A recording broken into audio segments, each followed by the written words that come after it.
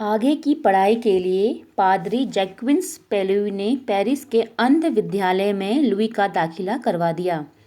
वहाँ भी लुई ने अपनी असाधारण योग्यता और विनम्र व्यवहार से सभी को प्रभावित किया। लुई के काम में बहुत दक्ष था। पहले वर्ष ही लुई को सबसे अच्छी बुनाई और चप्पलें बनाने के लिए पुरस्कार मिला।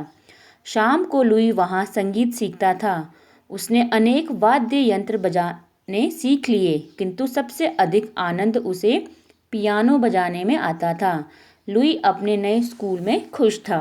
ठीक है, अब आगे की पढ़ाई करने के लिए फर्दर स्टडीज़ के लिए जो फादर थे जैक्विन पेलोई, उन्होंने उसको पेरिस के अंध विद्यालय में, ठीक है, जहाँ पे अंधे लोग पढ़ते हैं, अंधे बच्चे पढ़ते हैं, उस विद्यालय में, उस स्कूल में उसका एडमिशन करवा दिया। ठीक है, लेकिन वहाँ भी लुई ने अपनी असाधारण योग्यता, मतलब ऐसी क्वालिटी जो सबके पास नहीं होती है, थोड़ा डिफरेंट क्वालिटी, और अपने पोलाइट व्यवहार से सबको प्रभावित कर दिया। उसके हाथ में बहुत दक्ष था, दक्ष मतलब कुशल। ठीक है, उसका हाथ का काम बड़ा अच्छा था। उसने पहले ही वर्ष में, फर्स्ट ईयर में ही उसको अच्छी बुनाई और चप्पलें बनाने के लिए पुरस्कार, मतलब प्राइज मिला।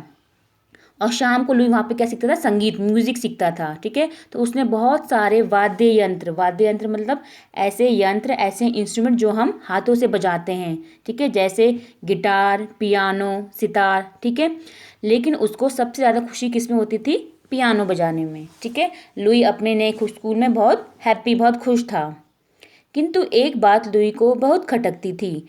दृष्टिहीन छात्रों को पढ़ने में बहुत मुश्किल होती थी। दृष्टिहीन छात्रों के लिए पुस्तकें नहीं थीं। दृष्टिहीनों के पढ़ पाने का केवल एक ही तरीका था। हर अक्षर को कागज पर उभार कर छापा जाता था, जिससे छूकर उसे महसूस किया जा सके। लेकिन इस विधि से अक्षर सीखना और पढ़ना बड़ा कठिन था। अब लुई वहाँ खुश तो था, लेकिन उसको एक बात खटकती थी, मतलब उसके मन में एक बात चुभ रही थी। क्या?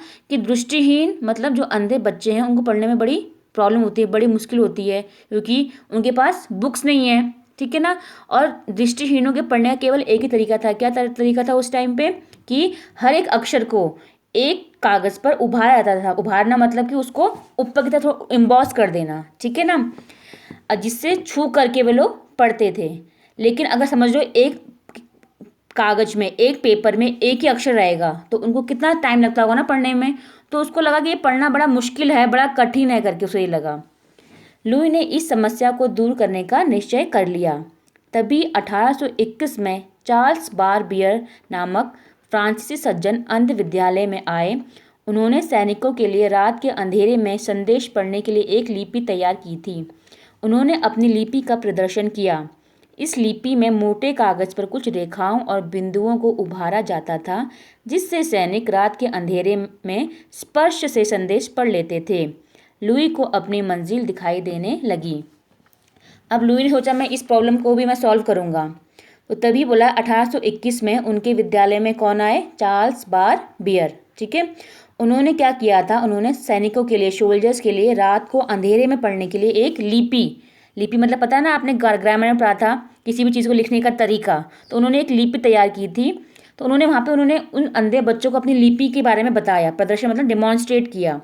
उन्होंने बोला कि उन्होंने कुछ रेखाओं और बिंदुओं को मोटे कागज पर उभारा जाता है, मतलब एम्बॉस किया जाता है, कुछ रेखा मतलब लाइंस को और बिंदु मतलब डॉट्स को, जिससे सैनिक उसको सिर्फ टच करके, स्पर्श मतलब टच करके, पूरा अंधेरा है, उनको लाइट जलानी नहीं है सैनिकों को, तो सिर्फ टच करके वो संदेश पढ़ लेते थे।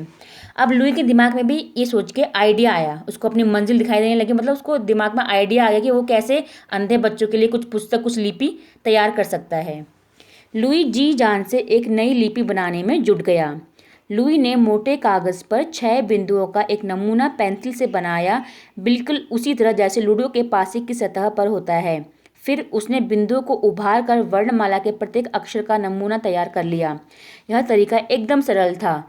लुई की खुशी का ठिकाना न रहा। उसने दृष्टिहीनों के पढ़ने के लिए एक नई सरल लिपि विकसित कर ली थी। 1829 में लुई ने इस लिपि को प्रकाशित किया। अब लुई एकदम जी जान से पूरी मेहनत से लग गया उस लिपि को बनाने में। उसने क्या किया? एक मोटा कागज़ लिया, उसमें उसने 6 बिंदु मतलब 6 डॉट्स बनाए। ठीक है, जैसे लूडो में होता है, लूडो की गोटी में 6 डॉट्स होते हैं ना, वैसे उसने 6 डॉट्स बनाए। ठीक है ना, और उसने प्रत्येक वर्णमाला के अक्षर, मतलब जैसे ए, बी, सी, हर एक का एक साइन दिया कि अगर ए है तो उसका साइन क्या होगा और अगर बी है तो उसका साइन क्या होगा, और उसको छू कर साइन खाली पढ़ लें कि ये ए है कि ये बी है। तो इस प्रकार से उसने ये तैयार लिपि विकसित कर ली थी और उसने 1829 में अपनी इस लिपि को प्रकाशित किया, मतलब पब्लिश किया। लुई लगातार बिंदुओं वाली अपनी पद्धति पर कार्य करते रहे। 8 वर्ष बाद उन्होंने इसका संशोधित रूप दुनिया के सामने रखा। लुई घंटों पुस्तकालय में बैठकर उभरी हुई बिंदुओं वाली किताबें बनाते। कठोर परिश्रम और पेरिस की नमी ने उनके स्वास्थ्य पर बुरा प्रभाव डाला और वे बीमार रहने लगे। डॉक्टरों ने जांच करके बताया कि लुई को तपेदिक टीबी हो गई थी।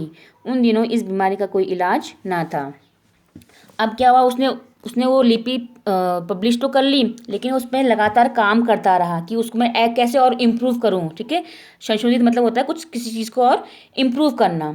तो बहुत घंटों तक पुस्तकालय मतलब लाइब्रेरी में बैठा रहता और अपनी किताबें बनाता। ठीक है, तो उसने बहुत कठोर परिश्रम से करके उसने क्या किया, उसने एक उसका संशोधित रूप, इम्प्रूवमेंट रूप दुनिया को दिया। लेकिन उसके इस कठोर परिश्रम से क्या हुआ, उसका जो हेल्थ था वो बहुत प्रभावित हो गया, मतलब वो बीमार रहने लगे, बहुत प्रभावित हो गया। और उनको कौन सी बीमारी हो गई, टीबी। ठीक है, उस समय में टीबी का कोई इलाज नहीं था। ठीक है, टीबी का फुल फॉर्म होता है ट्यूबरक्लोसिस। 1844 में उनकी तबीयत बहुत अधिक खराब हो गई। उन्होंने स्कूल की नौकरी छोड़नी पड़ी। तब तक उनकी पद्धति ब्रेल लिपि के नाम से जाने लगी। लाखों करोड़ों दृष्टिहीन लोगों के जीवन में प्रकाश भरने वाले इस महान व्यक्ति का 6 जनवरी 1852 को देहांत हो गया। अब 1844 में क्या हुआ, उनकी तबीयत बहुत ज़्यादा खराब हो गई, तो उनको नौकरी भी छोड़नी पड़ी। ठीक है ना, और तब तक उनकी जो ये पद्धति थी, जो मेथड थी ना उनकी, उसको हम क्या बोलते थे, ब्रेल लिपि।